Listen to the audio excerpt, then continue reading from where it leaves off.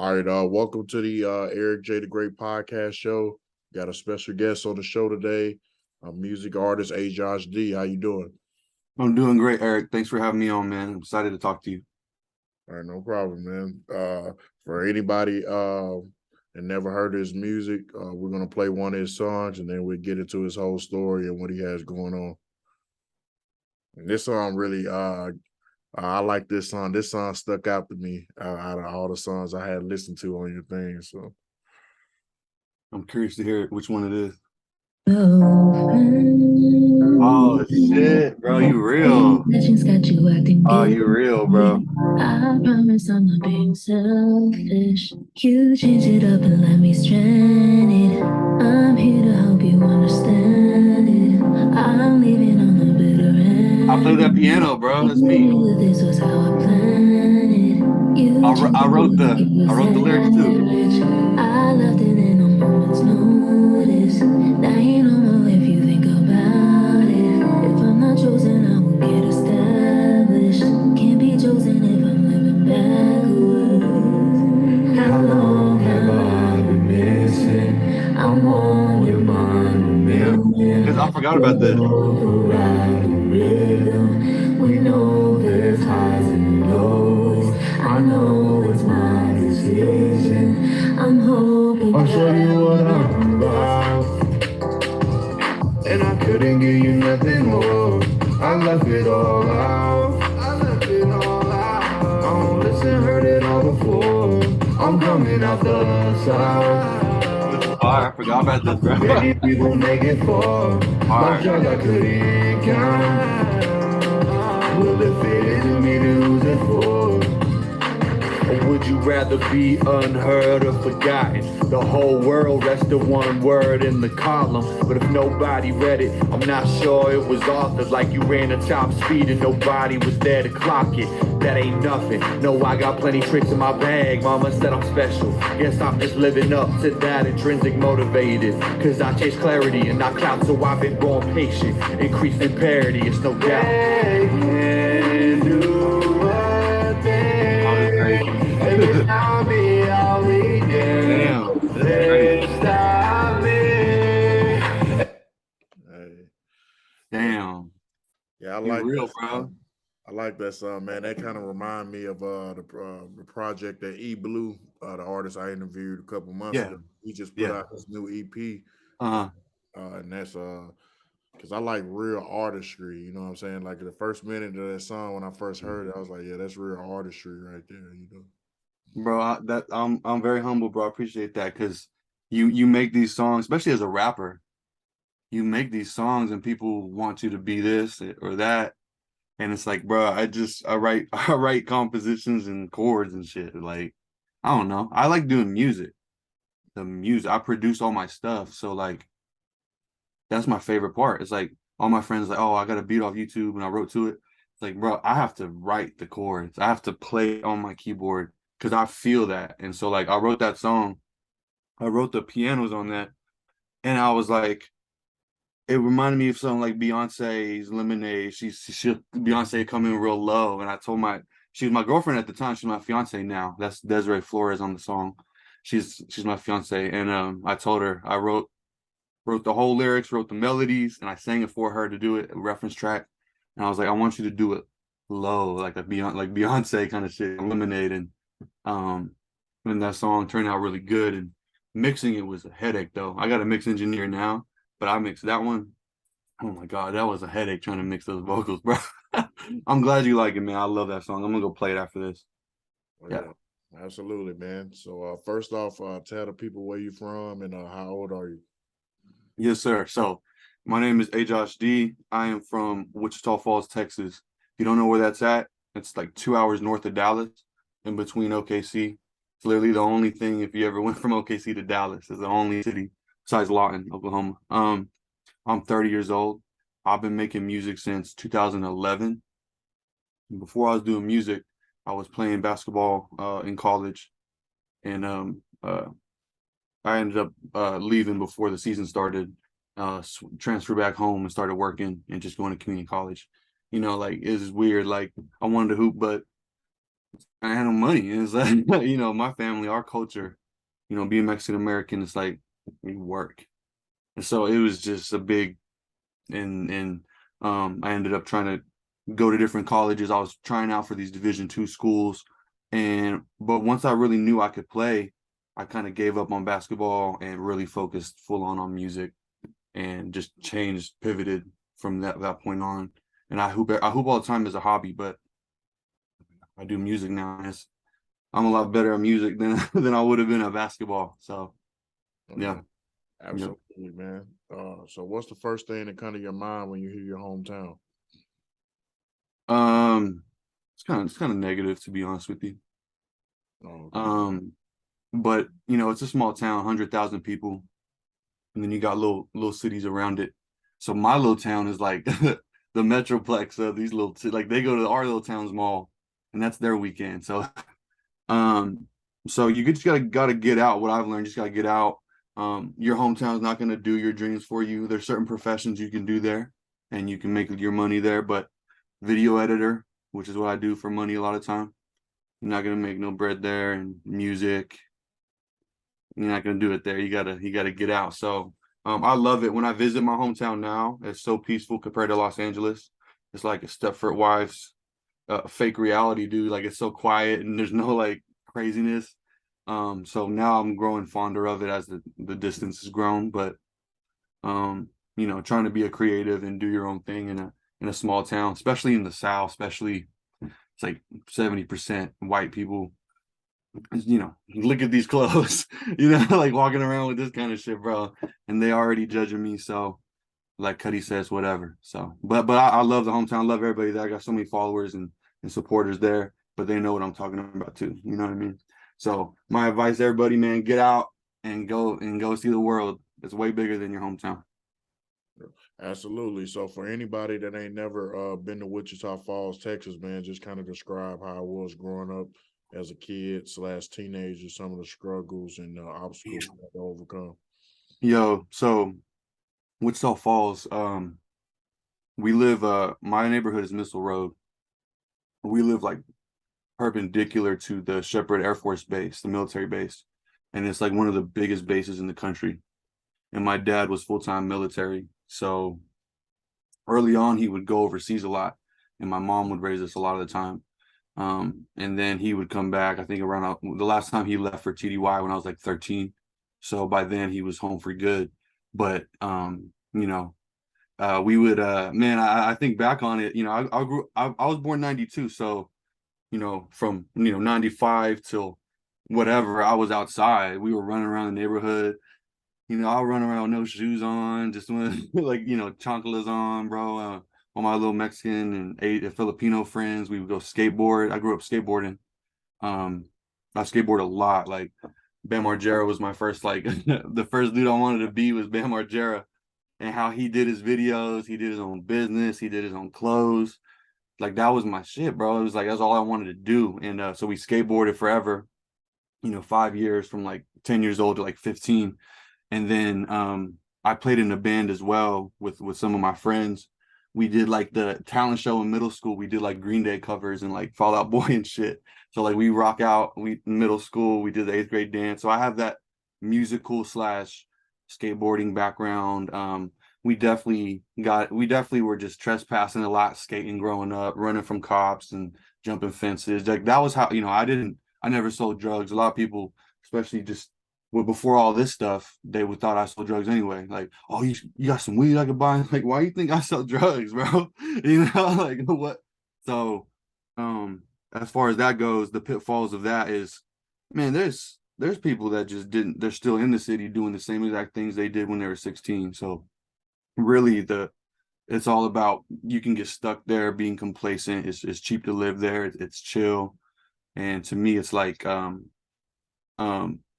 there's a lot of room for growth when you're from there, and it's a great place to grow up and raise kids and have a stable upbringing. But once you hit a certain age, you got to get out because you're gonna just, you know, it's crazy seeing people just stay there, get arrested, go to the club again, go drink again. It's like what was your point of your life? You know, are you supposed to just be in the city and just, you know, hang out and just get high and just drink?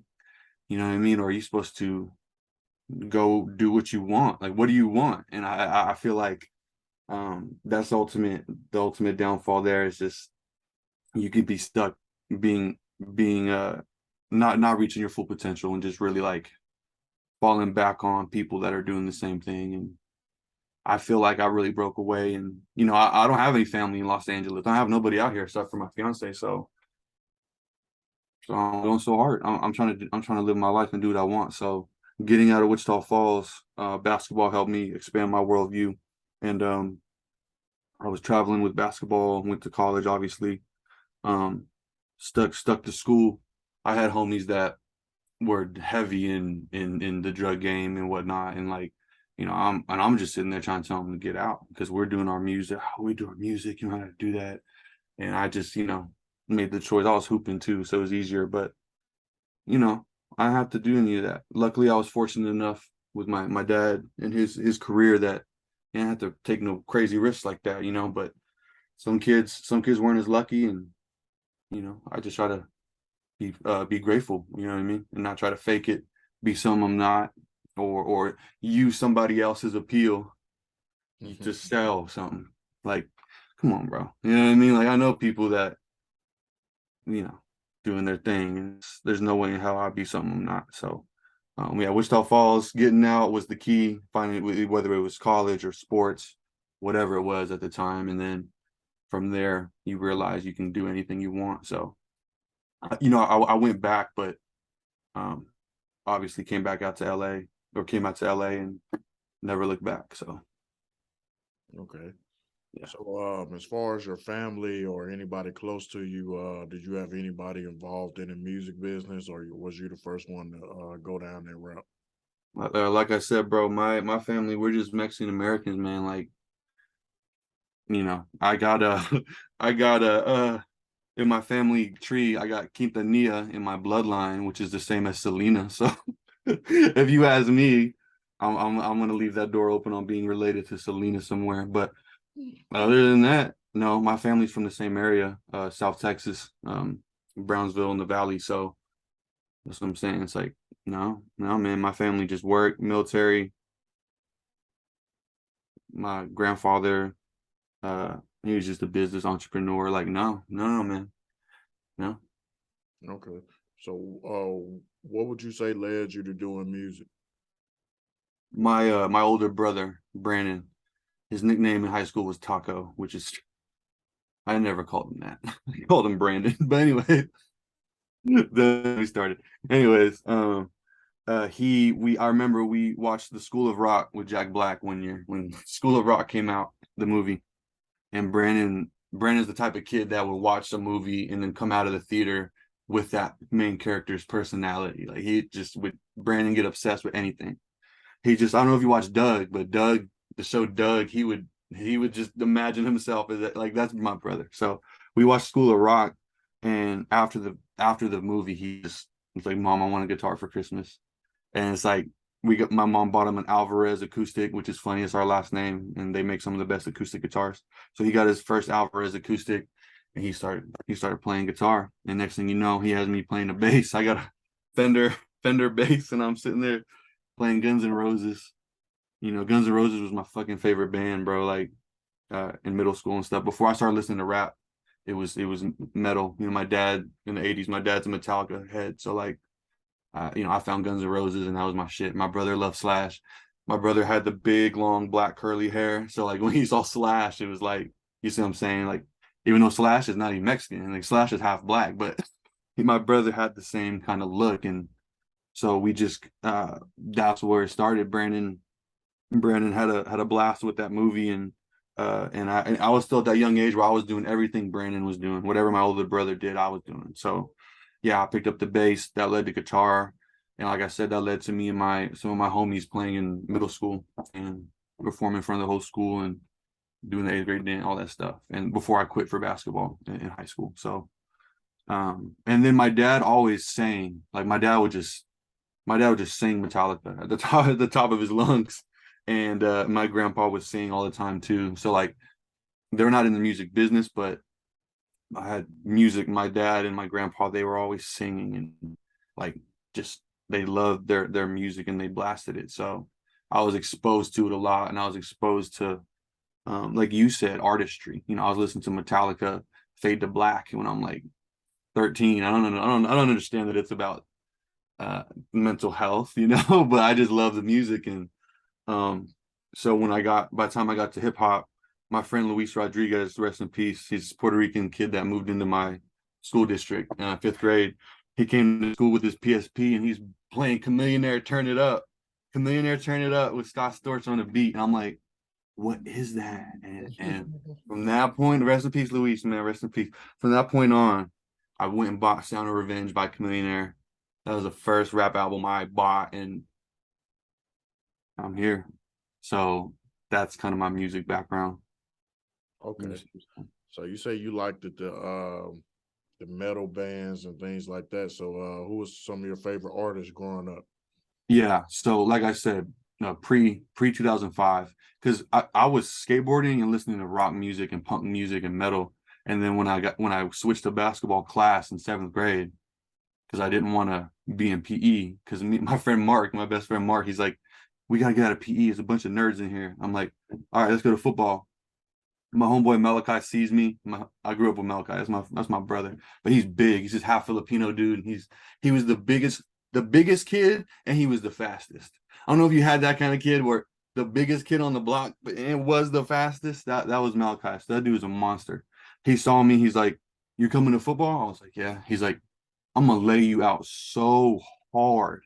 And I was like, "Hey, Mark, we should go to basketball." So we went to basketball and changed my life. And so to answer your question, sorry, I kind of got off topic there. So some of my favorite bands before that, definitely, like I said, Guns N' Roses. I love Guns N' Roses. I don't know what it was. I couldn't tell you. I was only 13. I loved Metallica from my dad. But like, that was my dad showing me music. My dad also loved Bone Thugs and Harmony. Like, he didn't like a lot of rap, but he loved Bone Thugs. So like I grew up hearing, what was it, East Down 1999, East whatever the first album was. And their their flows, like, so I'm like a kid like, and so that was another thing I was exposed to just growing up. The Crossroads by Bone Thugs. My mom loved that song. I saw that video 90 times growing up. Jay-Z, Eminem, when Eminem dropped, I was running around the house doing this to my dad. He's like, "What are you, Eminem?" Like, we're all part of that moment. And I was like Jay-Z, Andre 3000, Outkast. I loved Oh Boy. My mom loved Oh Boy. She played Cameron Oh Boy all the time. Like, so, and you hear my music, like I have more of an East Coast flow, if we're gonna be honest. I just try to incorporate Southern elements. I like Southern production a lot too. So like, yeah, I grew up, I have to say, Outkast, Jay-Z, the rock bands. And yeah, like that was, my mom always played the R&B radio, hip hop R&B radio. My dad was showing me all the rock. So I just had this like perfect mix of all this stuff. And so, yeah, so now I'm like super open-minded, and I'll listen to anything. And like I'm looking for the artistry in something. Even if I don't like it, I'm gonna try to find something I like in it, and try to appreciate it. Because like, that's the thing about like the average consumer. They don't care about appreciating something. Even if they don't like it, they might appreciate it, but they don't care to do that. It's like they're here to bump something. So that's the struggle too with being artistic. Like, you go too far and people are not used to it, and then they're not gonna, 70% or whatever, they're not gonna bump it. So yeah, I had a very mixed influence. Oh yeah, Carlos Santana was huge in my house too, obviously. Carlos Santana was huge, so I've got to mention him. So where did you get your artist name from? That's funny, man. And this is what everyone says. It was a MySpace name when I was like shit, I was in high school still, so I was probably 15. And it was I'm a military kid, so we would go on base and the ID would say your last name, your first name, and your middle name. So for me, it's Joshua Daniel Alvarez. So my ID said Alvarez Joshua Daniel, and as a kid I just put AJOSHD, Like that's all it is. It's just last name, first name, middle initial, all pushed together. And that was like my MySpace name. Okay. And then when I chose it as an independent artist when I got older, when you Google AJOSHD, there's no other, it's like optimized for search engines. So if my name was like Lil J, I mean, come on, you're gonna Google that, and how many Lil J's you gonna see? So like AJOSHD, there's only one. The Hodge Council, no one's using these names, and so that's another thing. It wasn't just random. It's like, what can I do that's gonna be a whole unique? It's like a new word, you know. So, yeah, I mean, I didn't want to think of a rap name. It just seemed so cringy to me. I had heavy imposter syndrome when I first started doing music. Like I knew that I wasn't like whatever, and it would bug me, and it like made me double think all the time, and like it was so hard to really put my identity into it and be confident in like who I really wanted to be. Because people say they want to do this and that, but when it comes time to do it, it's like they don't want to do it, or they don't have the capacity to do it, or they don't want to learn how to do it. And that's what really I realized, like I was really meant to do this shit, because through everything that's happened in my life from when I started music to now, you know, most people would have quit a long time ago. And it's like I just got more and more into it, and I just got more and more doors opening up more and more. They're not closing, it's not getting worse. It's like I'm bigger than I ever been. So it's like, I don't know, I'm just doing what I like, you know. Yeah, absolutely. So are you more of a writer or a freestyler? I couldn't be more both. I forgot to mention in my come up, like on the basketball team, we would be going to away games in the buses, and we're all freestyling in the back. Like everybody's kicking flows in the back. And so I remember my friend Jay, my OG, he's a grade above me. He when I was on varsity as a junior, he was a senior, and he'd like freestyle and get everybody hyped. So I'm just like, my role on varsity was to freestyle before the games to get people hyped, because I didn't have that much minutes yet. The team was stacked with the seniors. So, and I hated it back then, and I got so mad back then. He's like, your role is a freestyle. So so that's to answer your question. It's like I came up freestyling. Big Tuck, the dude I got a song with, shout out to Big Tuck, it's my OG, man. He's so chill and so cool. Everyone used to rap like him in the back of the bus. So you'd be in the back of the bus, and it's like, I done came down. Yeah, I feel good. Yeah, we're about to win. Yeah, like we should. Yeah. And that was a genesis. And so and then I started taking music serious in college. So that's when I started writing. So like, yeah, it's like, and then you hear my lyrics on that song. Yeah. And I, you know, I'm the kid that had like a 98 in English class the whole year, and I'd never read or studied. Like, and I sucked at math. I wasn't good at science, but English, I had a 98, and I didn't try. So like I clept out of a college English. In high school, I took the test and I passed college English in high school. Like, it's just natural for me. And I suck at math. You got to find what you're good at and do it. So when I started writing, you know, I'm really articulate too. So like I can get my thoughts out to people. So when you combine all that, you get that song. But here's the thing: when I first started music, I would write my songs. Now this whole album, these last songs I've been doing, all of these I've been kind of freestyling them and then going back retroactively writing in the lyrics after. So like even now when I write, I'm freestyling. So like it's one and the same. It really is. I write off the top, and then I put it down. So that's 50-50, man. 50-50. Yeah. So take me back to the time when you went to a recording studio for the first time. Was it kind of difficult at first for you to catch it, or was it what was it like second nature? My brother was in a metal band in San Antonio when he lived there with one of his ex-girlfriends at the time, or his girlfriend at the time, now ex-girlfriend.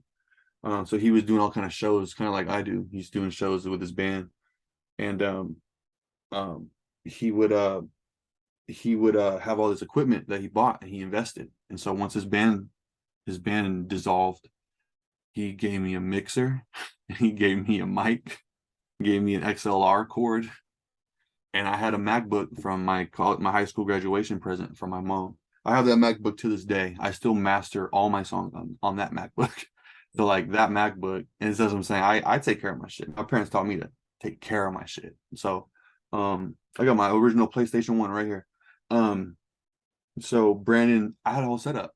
So when I first recorded by myself, even by myself, my face was like hot. I was like nervous, and I was by myself.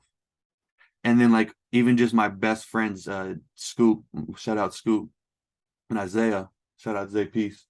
They even just in front of them trying to rap in my backyard, I'm like, why am I nervous and hot? But then like just 4 sessions in, and I never felt that ever again. And it's like when I went to a studio in Houston, it was a really nice studio. Shout out to Kalani on the mix. That's my boy. And shout out to Prince Yoda, Yaskia, my boy Vaughn, 80 rounds. He when I first went to Houston, there was like, I brought my then girlfriend at the time, but there was like other girls in there that my homies brought in. So I was rapping in front of girls, I rapping in front of him. I didn't really know them that well. I was rapping in front of an engineer that just mixed Paul Wall song and Slim Thug song. So the first time I went to like an industry studio, it did feel weird trying to rap in front of girls I didn't even say hi to yet, and my girlfriend's there, and my girlfriend at the time was there, and then that was really weird. And it's like, because that's the thing, it's like this is my song with Vaughn and Isaiah, and Manny produced it. Manny's my boy, shout out Manny. And so like this real intimate, and it's just like when I don't know you, and it's me too, like it's just me personally, when I don't know somebody, it really makes it awkward. And so I hated that. And I've recorded in studio since then, and it's fine. And even then was fine. Even then I still recorded it. And like but like, to have people listening to you while you're trying to make the song, I miss me with that shit, bro. I gotta mess up. I gotta be cringy. Like I don't want, we gotta be cool and really vibing together if I'm gonna be doing that. So I always record at home. I upgraded all my equipment. I got a bunch of really industry level stuff, and I just record myself, send the project to my engineer, and he does the rest, bro. And ever since I met my engineer, shout out DJ Ice, the corner store. He really takes my music and finishes it off, and I can just do the fun part. And then I can do all this and have time to do all this. Because I used to mix that song you heard. I was mixing that, and it's just mixing that song, dude. It takes so much time.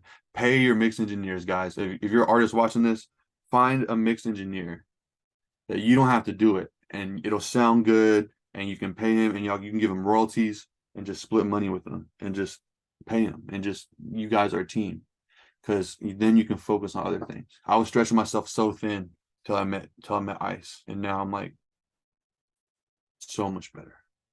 Yeah, absolutely. So when would you say you had the confidence to know you could pursue the music? So like I said, even in high school, when I would freestyle to the older kids, and mind you, some of the varsity players were like, country music fans, and like, white dudes, and they didn't listen to rap, but they're like, oh, how do you rap? I can't even, like, even when they're even into it. I already had it. We would do forgot to tell you this. In high school, we had an awesome vice principal that got hired. Her name was Miss Bell, and she put on Freestyle Fridays for us, bro. I don't know what made her. So every other Friday at lunch, we're freestyling in front of the whole, all the older grades, older girls, older guys, younger people, and we're just ripping the mic. Me and my homie James, shout out James Lorenzo. He's a Puerto Rican dude. And he was getting too hyped, bro, and he dropped the N-word when he was rapping. And shit. I mean, like, he's just, that's how he raps on the bus. It's like, but the Miss Bella principal, she didn't care. I mean, she's black. She didn't care. It was about rapping. I took the mic from him, like it was chill. But so that's like, so, and then she led it up to the final Freestyle Friday, bro, was in the gym. It was in the basketball gym, like a pep rally, bro. So the whole school was there, and some of the basketball kids were having a dunk contest. They're throwing lobs, dunking it, and then we started freestyle. Like, dude, she was the coolest vice principal ever, bro. And so I had already been rapping in front of, before I even knew I wanted to rap ever, I had already rapped and perform music on a guitar and a bass in front of hundreds of people. Oh yeah. So, but when I started rapping, like I told you, I had imposter syndrome with rap because rap was so, I was looking at rap in a box back then. And like, you know, and I tell everyone this, I didn't even start trying to do rap until Odd Future came out. Because when Odd Future came out, I'm like, oh, these are just kids like me, like skateboarded. They're not in the street. They're not trying, like, they're just making music. Like, that was the first time I seen someone like me doing rap. Like, I didn't ever think I could be like, oh, like I used to rap to my cousin when I was little, like 7 years old, and she'd be like, you should be a rapper. When I was like 7, and I thought she was crazy. I was like, because you know, I was rapping 50 Cent and like R. Kelly and Fat Joe songs. It's like, I'm not a gangster. Like, it was just so out of this world when she said that. But then like you grow up, like I said, you see these other acts come out and you see the fan bases these guys garner. And I'm like, dude, I'm just like that. And I never knew people would buy that and rap. And it's like, so that's kind of when I left basketball, got into music. I knew that I had a gift in music a little bit, at least a little bit of a gift. And that was just from, like I said, my life experience with all this stuff, just kind of being there. I didn't think about it. I just kind of knew that I had maybe a leg up on maybe the average person. But you know, once I'm trying to think. I don't know what the moment was, Eric. I don't know. Oh, that's fine. Yeah, I get it. Just what you're saying. You know. Yeah, I don't know. It just was the process, and the next thing I know, you know, shout out to Mike G from Our Future. I got a feature from him a long time ago. I guess when I got a feature from him and he was fucking with one of my beats, I guess that's kind of because Big Tuck was after that. I got my record chopped by OG Ron C. Shout out to OG Ron C. He chopped my record. That was before that. So you know what I mean? So it was like, I guess, and Mike G was gonna chop and screw my record because he's a chop star DJ. And that's why I even talked to him, because I was like, bro, I want you to chop my record. And he liked that because he liked that I recognized his chop star status. So it's like, but we ended up collabing. He didn't even chop my record. He still hasn't chopped the record. I'm gonna ask him to chop one of my songs actually. I guess that was it, because Our Future was one of my favorite groups. So to be able to collab with him out of that was like, it meant a lot. So okay. You know so what I mean? You're currently independent right now. So would you sign to a major if it made sense? The thing is like I wouldn't need a lot of leverage, so that way I could get a favorable deal. It would just depend on my leverage. I can't even say, oh, I'd do it if the terms was right. Like, you know what I mean? For me, like the thing is, I would have to get my independent shit up high enough to where they could just, like I said, I have leverage, and then they could just do distribution for me or something. Like, yeah. It would have to be me with a lot of leverage. You know what I mean? No, I'm not desperate for, you know what I mean? I can do shows. I can make TikToks. Yeah, like I can make my own TikToks. Like, Oh yeah. there's no shelf me. If you don't got that following, there's no shelf you. Oh yeah, absolutely. So take me back to the time when you dropped your music for the first time to the public, man. How was the city embracing you around that time? Damn. So I had mad unreleased stuff that like only my brother and my friends heard. Cause like when I first started making music, my favorite part was showing my friends. Like, that's what I'm saying. Like, it was like based on that. Like, I remember I made my first, I had the recording stuff, and what started was October. I think it was Halloween 2011. We're at my boy Scoop's house, his parents' house. They were gone, so we were drinking, smoking, and this is right after high school, freshman year of college, and we start freestyling in the car, and then Jake, Scoop is Jake. I call him Jake and Scoop. Jake was like, come here, and we went to his computer, and he had like this little shitty mic, and he was recording on Windows Media Creator or whatever, and we were freestyling. I'm like, I looked at him crazy. Like I tell you, I looked at him crazy. I'm like, what are you doing? He's like, I'm gonna record us freestyling. And I was like, oh, okay. And we did it all night, and we're just having a blast. And then my boy Bello, shout out to Bello.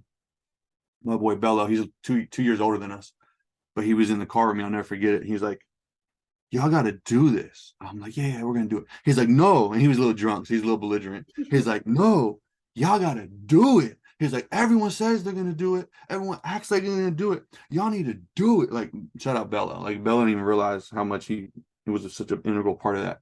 And October 2011, I remember, I'll never forget it. And then I started recording from there, unreleased stuff. So I would show them. But the first song I dropped, what was it? Oh, okay. It was an EP. And it was called The Council. It was called The Council. And it was before I put Hodge in front of it and made THC. It was like just The Council. And it was because we smoked in my backyard and we sat around this outdoor table with all these chairs. And it was like 7 dudes and we were smoking. And I was like, it felt like Lord of the Rings, like on Lord of the Rings when they sit around the fucking and they plan their journey to Sauron or whatever. But we were like just smoking weed. So I was like, man, we're like the council in this. Like, then everyone started laughing. So that's where the council came from. And then I recorded about 10 songs myself. My mom got me this synthesizer, this really cheap one from Akai, I think. And I would play these songs, record the sample onto my thing, and made 10 tracks. They were garbage. I didn't know how to count measures. I didn't know rhyme signature. I didn't know anything about music. Shit was all off beat, everything. But I put that out, and all my friends, really only my friends, and heard it because I didn't, you know what I mean? I didn't have a social media wasn't even that big back then, you know. So when I dropped that EP, all my friends were just blown away because they were like, "You made all these beats!" Like that was really what they were mainly blown away. It was 10 beats. I made them all. Got a feature from Bella. Got a feature from Jake. Got a feature from Isaiah. They were on my shit, but I couldn't get them into the studio, right? Like I couldn't get them in there more than one track or two. They didn't get it yet. They didn't see it. And then once I dropped the Council EP in like 2011, all my friends heard it. And then after that, Isaiah, Jake, and everybody started coming to the studio. And then the Hodge Council was born because the word Hodge in high school, my homies, the older homies, Bello, his grade, they had a code word for weed. So in class, they could talk about it without the teachers having any idea. So like, yo, you trying to Hodge at lunch break? So, hell yeah, man, let's go Hodge. Like, let's go get Hodge. And the reason it was Hodge was because on ESPN, the anchor Merrill Hodge. You remember Merrill Hodge? He's the anchor on ESPN. So his first name Merrill kind of sounds like marijuana. So like that's where they got Hodge from. Instead of saying marijuana, it's like Merrill Hodge, and then there's Hodge. And so I put the Hodge on Council THC. It just like one of those moments that just like boom, and it just made sense. And then I never had trouble getting my homies in the studio. So like then me and Isaiah are the Hodge Council. The music group, the Hodge Council, is me and Zay Peace. That's the 2 artists in it. So like me and Isaiah's first mixtape, the fuck was it? It was called The Summer's Ours, and it was we just rapped over other instrumentals. We were rapping over everyone else's beats, and we dropped that, and people really liked it, and it was cool.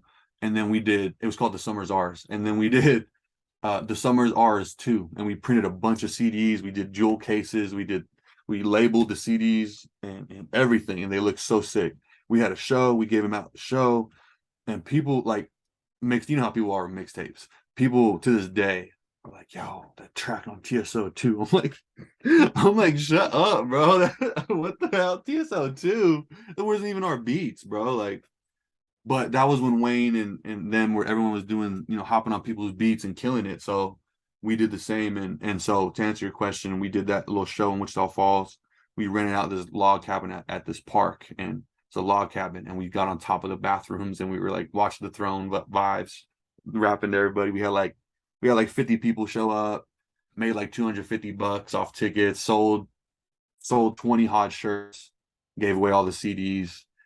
People really fuck with it. To this day, I have people that were at that show that are still come to my shows and still comment and share my shit and are still supporting. Like I look at the photos sometimes, I'm like, yo, that's Chop. Like that's Chop. Shout out Choppa. That's Choppa right there. That's da. And they got the hot shirt on back then. It's just like, and you know, if you give people something to follow, they'll follow it.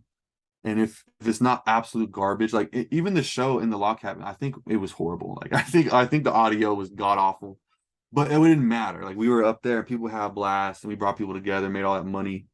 So, and then, you know, we did some other stuff in the city, like bootleg clubs that we would run, and you know, private events and donations and stuff.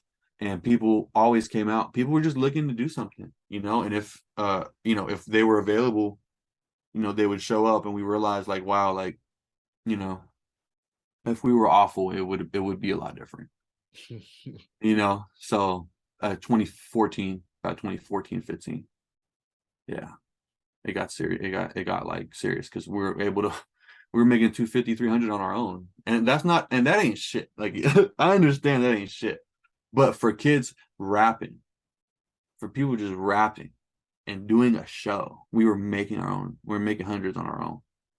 And then tip jar was like 100, and Ben, shout out Ben just let the bartender keep it. She got like $125 off our show. You know what I mean? Like, so yeah, you could just tell, like, when you have people tell you you're dope, or tell you that they like it, or go out of their way to tell you that this sounds good, then you know what I mean. And it's like different people that aren't your friends, people that have no reason to tell you that they like your music, you know. And then obviously then you start performing in other cities, and people that don't know you are like, yo, dope. You come off stage and you're just getting dapped up by everybody and shit, and then you just like, and you stop lying to yourself, and you give yourself credit, you know. It's like, and then it's like I have my own self-image journey where I realize like I am dope, like I am dope, like I just need to relax and just be me, and just do what I love, because if I really love it, then I don't give a fuck what people think. Like I don't give a fuck. I'm not doing this for anybody. I'm not doing these so you can say, oh, I don't like that, or that song sucks, or I don't like that. People don't like Drake. Like, I mean, people don't like Drake. So what the fuck I'm supposed to do? You don't like me? Yeah, absolutely. You know what I mean? So So describe the music scene in Wichita Falls right now, and also describe the artists around there. Do they collab with each other, or do people just mind their business? I see. No. Shout out Wichita Falls, man. The music scene is really dope, actually. So with all the stuff I said that, you know, negative or whatever, it not really pertaining to the music scene necessarily. It's just more about the mindset overall. And I told you it's just more about being stuck than anything. It's nothing personal. But the music scene is dope, man. You would have a shout out. I have to mention my boy Crow. Shout out Crow. This dude is a psychopath when it comes to rapping. And he always put people on. He puts them on to shows. He has his own venue that he's an investor in, and he puts all the artists on. So shout out to Crow. He's awesome. He put me on a couple of shows, put me on playlists, showed us love, and you know, we're both lyricists and both really into hip hop and study it. So me, you know, I hung out with him a couple of times. Shout out to Crow. He's fucking awesome. He, to me, I think he's been there the longest. He probably has the most clout and credit out of most people in the city. There were some artists before that kind of quit. They showed me a lot of love, like straight up. Shout out Justin Ray. I don't know where he at right now, but Justin Ray was an artist that he put us on a big show, and was just like, yeah, y'all can play. I'm like, what the fuck? Like, I never even talked to him, you know. I think shout out DLB, them Ledesma boys. I think they might put in a word for us too. DLB's cool. Slip. There's a lot of guys I'm not cool with that are really dope. I had a show one time, and one of the artists there was like, yo, can I do a set? Like, yeah, you know. And then after our show, he went on and he did his set. We freestyled with each other before I went on. Like, the music scene is really cool, and if that's what I'm telling you, like, you got to expand and get out and really go grow your brand, because a lot of guys there are talented and they have plenty of love for each other, and it's not a lot of hate. It's not a lot of this and that. You know, there are people that, you know, go on Facebook and, you know, proclaim a lot of things, but it's just a small town, man. It's just people, you listen to their music, you like it, or you don't. Check out their clothes, check out what they got to offer. But other than that, it helped me develop a lot. I kind of kept my distance. Honestly, I kept my distance from a lot of Wichita Falls people because I had Zaya with me, and I already knew that we were different, and like I didn't want to be too closely associated with anybody. other than my friends. And Missile Road, and mind you, my neighborhood is like on the north side of the city. Like we're way away from all the neighborhoods over here and stuff. Like, so we're kind of our own thing anyway. So I really stuck with my own people and just very selectively collabed. Oh, shout out to Coop D, my boy Coop. He was at the radio station for a lot of years. He helped me out a lot. He's a great artist. Check out Coop D. Yeah, no, it's cool, man. If there could be some real business out there, if they could really do their business out there and do their stuff, I think that they would have an audience. You know, it's a lot of dope people out there, man. Okay. Yeah. Well, what's some artists you want to work with in the future? Who on your hit list? Bro, I actually been talking. You know, I've been working on talking with representatives with Zero. Zero got back to me. Their people got back to me. I just got to make sure that the time is right for that. I would love to do a song with Zero. That's one of my favorite artists ever. I would love to do, and this is like a dream. Like these are not realistic. I don't. Yeah, like this is. Tyler Creator is probably my favorite artist, so obviously I do love to do something with Tyler. Like I could quit music if I did that. So, Kendrick Lamar. Kendrick Lamar is a fucking amazing artist. I was on K Dot in 2011 before he dropped Section 80. Right when he dropped Overly Dedicated is when I found out about K Dot. Definitely would love to work with J. Cole. J. Cole was another artist that really influenced me. Mixtape Cole was like my guy. Mixtape Cole, Friday Night Lights. I was hooping in college, like it was just perfect. Love to work with Cole. I really don't want to miss anybody. Eminem. I would love to do a fucking song with Eminem, bro. I would love to do a song with Eminem. And honestly, this is gonna sound funny, but I really want to do a song with like Lil Pump. And I want to do, I would love to do a song with Lil Pump and do like a Mexican American kind of thing with him.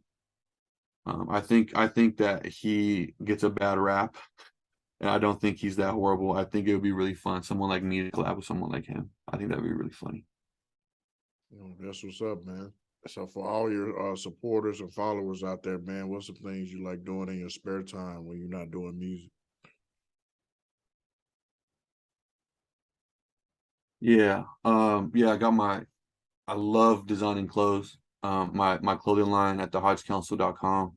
This is the winter collection that just dropped. This is like the funnest part, like actually setting up my clothes, the website, designing my shit. I do that a lot in my spare time. I used to be on Twitter heavy. I quit doing Twitter and I got a PS5. So anytime I feel like going on social media or like scrolling on social media, I'll jump on the PS5.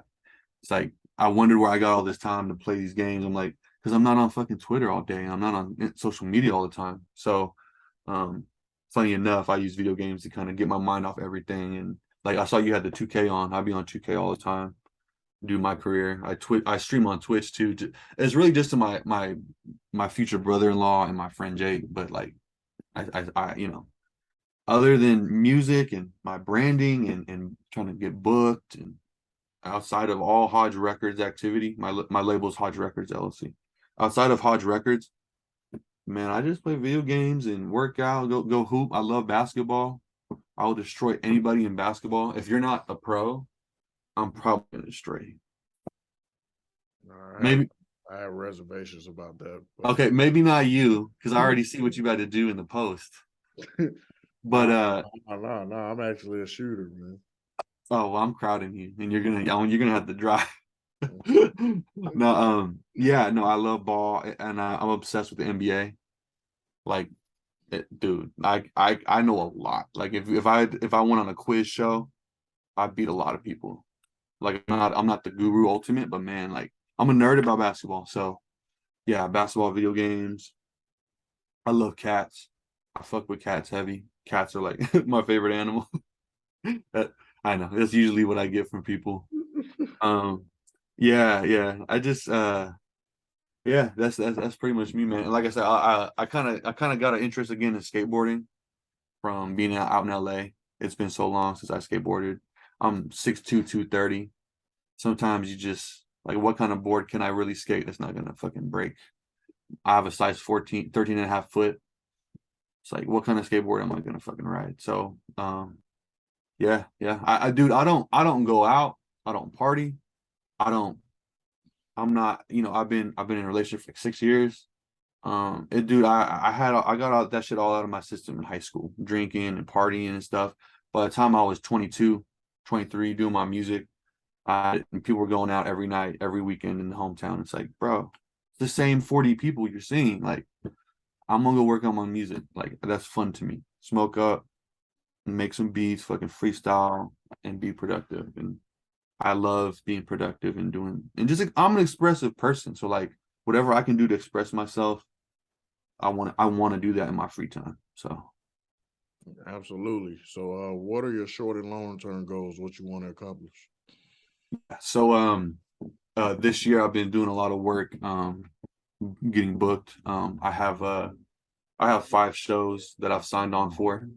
I'm gonna be one show I'm still waiting on confirmation, but I'll be in Texas early May. I'll be doing 3 shows in Texas. I'm gonna be doing Dallas, Houston, and Austin.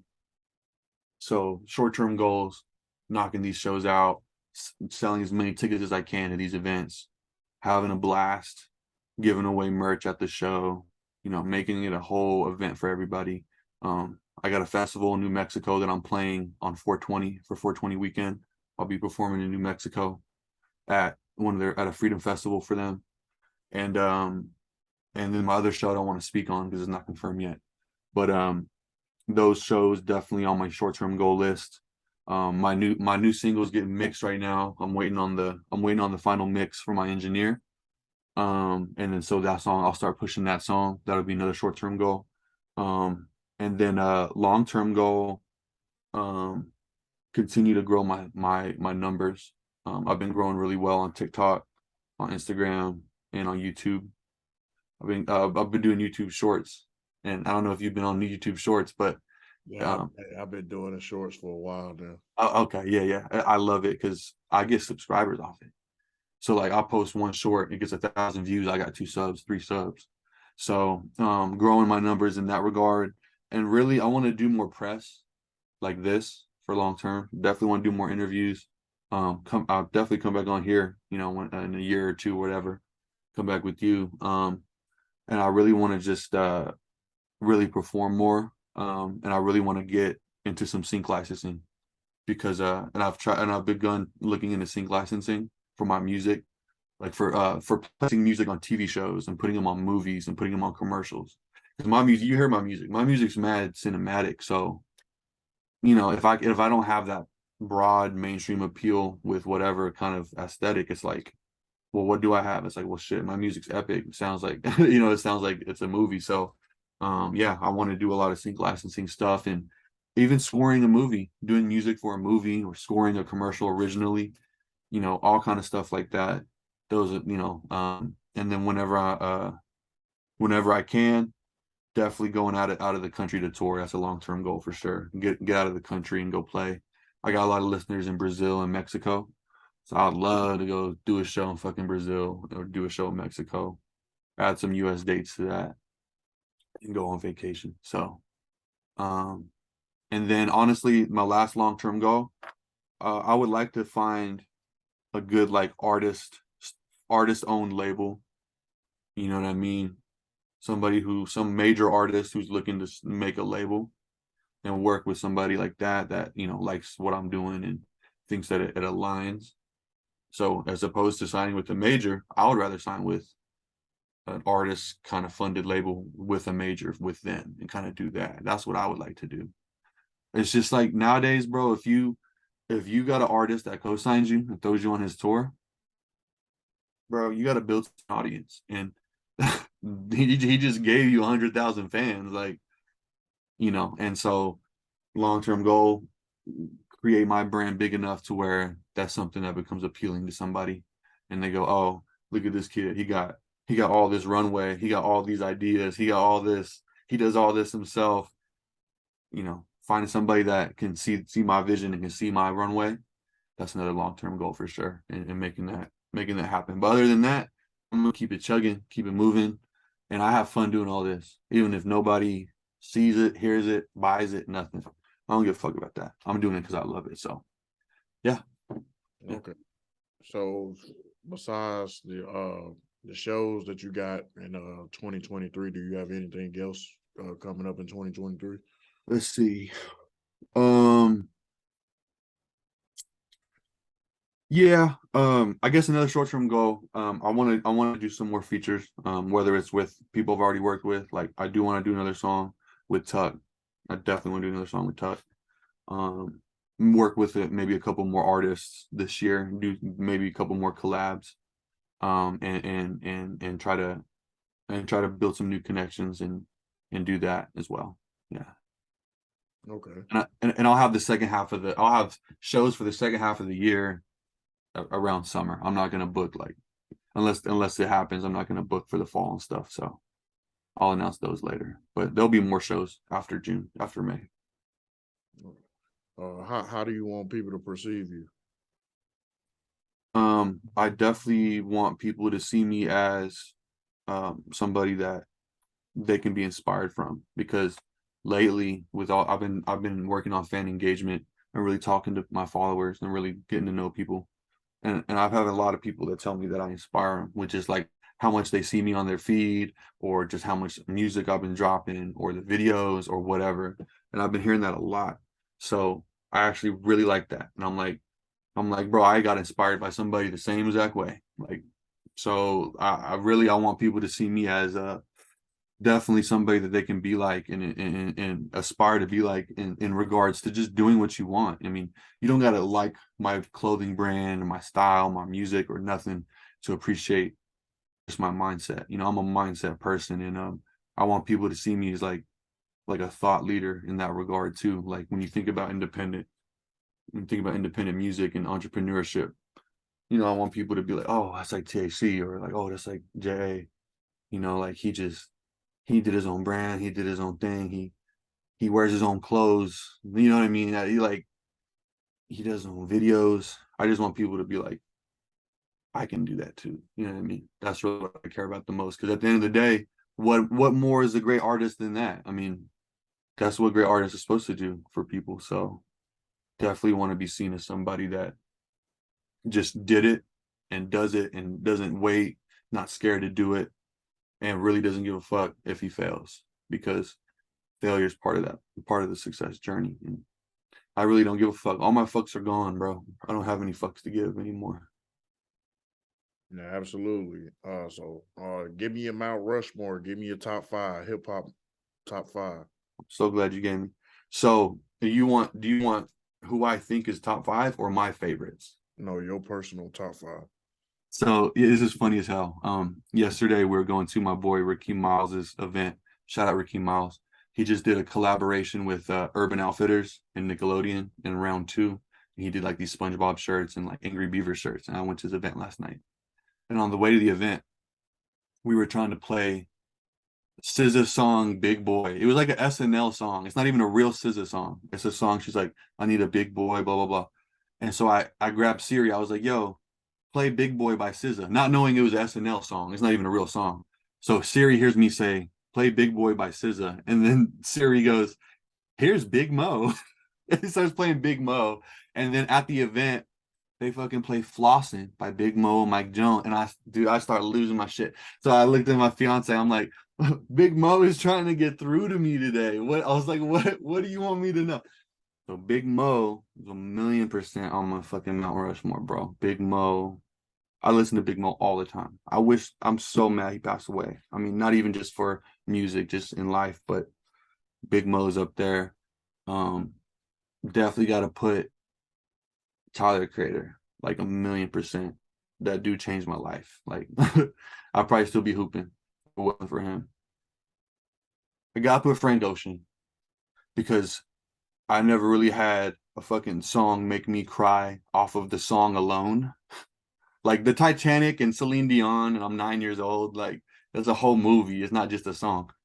I've cried off of a Frank song. Like, so Frank has to be up there, bro. Like, and also, like, you know, my mom actually passed away in 2016. She passed away to cancer, and that's when Blonded dropped. Like, he dropped like on my birthday that year, And some of the songs on Blonded were like helping me get through that shit. So it was, you know what I mean? So Frank, like, dude, it's deeper than music. Like, he has to be up there. I gotta put, God, this is so hard, bro. I gotta put, uh, dude, I gotta, like, Kendrick and Cole, I gotta like put them together with Drake. Like it's just so hard. Okay, Kendrick, and I got one more. Um, it has to be Jay-Z. So Jay-Z, Kendrick, Frank, Tyler, and Big Mo from the Screwed Up Clique is my favorite. And I got, dude, I wish you asked me 10 because there's so many people I had to leave off, and it makes me sick.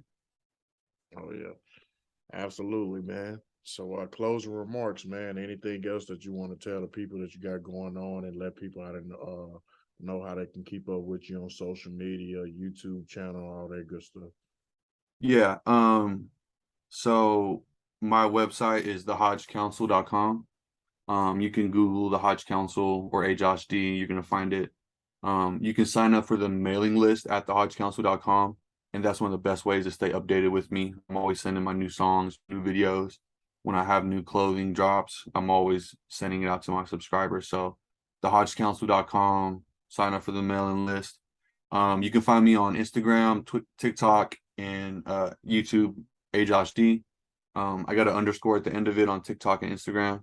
But like I said, there's not really that many AJOSHDs, so you'll probably find me.